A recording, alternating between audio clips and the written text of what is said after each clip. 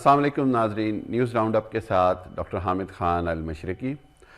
नाजरीन, आज मैं एक ही टॉपिक पे डिस्कशन करना चाह रहा हूँ, कुछ आपको इन्फॉर्मेशन देना चाह रहा हूँ बड़ी अहम, क्योंकि इंडिया में एक तूफ़ान आया हुआ है इस टॉपिक के ऊपर और हमने देखा कि तरह तरह की ख़बरें आ रही हैं और पूरे इंग्लैंड में जो पाकिस्तानी और इंडियन डायस्पोरा रहता है वो भी अब इसमें बहुत ज़्यादा इंटरेस्टेड हो रहा है। और वो ख़बर है सीमा हैदर के अपने 4 बच्चों के साथ भागकर इंडिया जाने की ख़बर है, जहाँ पे उसने सचिन नामी बंदे से शादी की है और हिंदू मज़हब इख्तियार कर लिया है। ये जो एक्चुअल स्टोरी है, मैं समझता हूँ कि उसके ऊपर आपको जांचना और आपके लिए पता होना बड़ा ज़रूरी है। देखिए, असल बात ये है कि इससे तो कोई इनकार नहीं कि सीमा हैदर पाकिस्तानी है, लेकिन उसके साथ साथ आपको ये पता होना चाहिए कि सीमा हैदर की बहुत सारी जो मालूमात हैं वो लोगों तक गलत अंदाज में पहुंचाई जा रही हैं।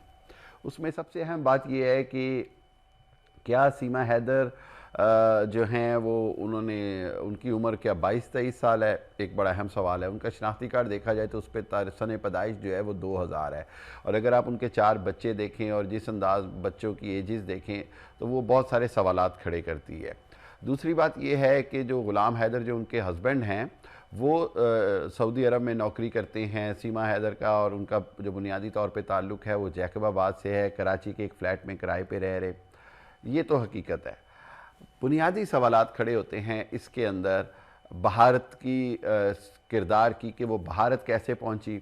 वो भारत पहुंचती है नेपाल के रास्ते, और नेपाल के रास्ते वो बड़ी आसानी से 2 बार भारत चली जाती है, शादी कोर्ट मैरिज कर लेती है। अब सोचने की बात यह है कि क्या इंडिया में कोर्ट मैरिज करने के लिए उसको कोई अपनी शनाख्त नहीं दिखानी पड़ी। दूसरी बात यह है कि क्या इंडिया में कोर्ट मैरिज करते वक्त जज ने नहीं पूछा कि भाई तुम्हारी पहली शादी हुई है तो क्या उसकी डाइवोर्स है। दुनिया के किसी भी कानून में, ख़ुसूसन भारत के कानून में, कोर्ट मैरिज हो या कोई भी मैरिज हो, एक शादी पे दूसरी शादी नहीं हो सकती। नया रूल जो अमित शाह और मोदी ने बनाया उसके मुताबिक कन्वर्जेंस, यानी कोई भी अपने मज़हब से बदल कर दूसरे मज़हब में शादी करता है तो उसके लिए एक ख़ास तरीक़ाकार है।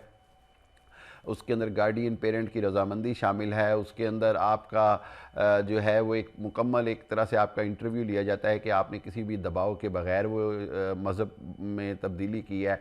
ये सब कुछ किया तो इसलिए गया है ताकि हिंदू लड़कियों को मुसलमान लड़कों से शादी से रोका जाए, लेकिन चूंकि कानून है तो उस कानून के हवाले से उसी अंदाज में अमल क्यों नहीं किया गया। तीसरी बात यह है कि सबसे बड़ा सवाल यह है कि क्या इंडिया की सिक्योरिटी, जो पूरी दुनिया में बातें करते हैं जी हमारी सिक्योरिटी बड़ी स्ट्रॉन्ग है और हम जनाब इतनी बड़ी टेक्नोलॉजी आ गई है हमारे पास, और असल हकीकत यह है कि उनके यहाँ कोई भी आ जा सकता है नेपाल के रास्ते या कहीं से भी, और उनको कोई पता नहीं चलता है। कल को वो इल्ज़ाम लगा देते हैं जी कि कोई पाकिस्तानी आया, एजेंट आया, ये आया, वो आया, तो इसका मतलब ये सब उनकी जानिब से झूठ और प्रोपेगेंडा होता है। वो इनकी अपनी सिक्योरिटी इंतहाई कमज़ोर है, इनका अपना जो सिस्टम है वो इंतहाई कमज़ोर है और बहुत सारे सवालात खड़े करता है।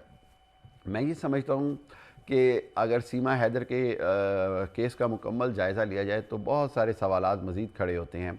क्या सीमा हैदर जो कुछ वहाँ कर रही है, जिस तरह मीडिया के अंदर वो कभी हर जगह इंटरव्यू दे रही है, क्या ये सब कुछ आपको प्लांटेड नहीं लगता?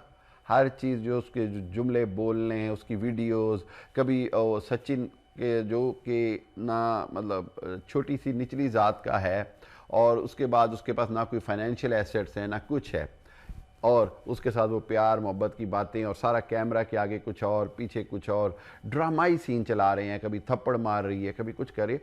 सो इस ड्रामे का ड्रॉप सीन जल्द होगा। एक और अहम बात, पबजी वो गेम है जो इंडिया में कई साल से बैन कर दी गई, तो उसको सचिन को गेम की एक्सेस कैसे है? इंडिया का एक और सिक्योरिटी लैब। अब आप देखें ज़रा इंडिया के सिक्योरिटी लैब देखें कि इसका मतलब ये है कि उनका इंटरनेट पे कोई कंट्रोल नहीं, पबजी बैन होने के बावजूद खेली जा रही है। इंडिया का बॉर्डर्स पे कोई कंट्रोल नहीं है, कोई भी आ जा सकता है। इंडिया की अदालतों में कोई कानून नहीं है, कोई भी शख्स दूसरी तीसरी शादी कर सकता है अपने बच्चों के होते हुए, हस्बैंड के होते हुए। और चौथी बात ये कि वो जो कानून बनाया गया कि जी धर्म परिवर्तन जिसको कहते हैं, या रिलीजन कन्वर्जन जिसको कहते हैं, धर्म परिवर्तन का जो कानून है वो बेकार और बेमानी हो गया है।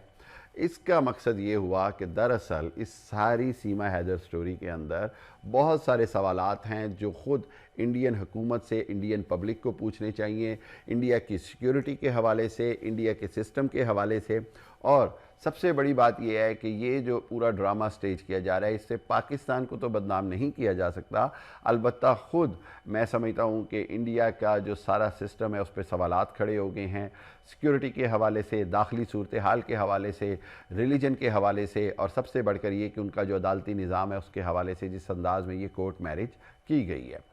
پاکستان جو ہے اس میں وہاں پر کوئی ایسی اس پہ ڈیبیٹ نہیں ہو رہی، کوئی بڑی باتیں نہیں ہو رہی، کیونکہ پاکستان اس معاملے کو اس طرح نہیں لیتا۔ پاکستان یہ سمجھتا ہے کہ اگر ایک عورت اپنی مرضی سے گئی ہے اور وہ رہنا چاہتی ہے تو رہے، ہمیں اس میں کوئی مسئلہ نہیں۔ لیکن یہ نظر آ رہا ہے کہ یہ ابھی سیما حیدر کا ڈراپ سین یہ بھی ہو سکتا ہے کہ اس کو گرفتار کر لیں، اس کو جیل میں ڈال دیں اور پھر پاکستان حکومت کو کہیں، تو میرا خیال ہے پاکستان حکومت اس پہ بڑا کوئی سوچ سمجھ کے فیصلہ لے گی۔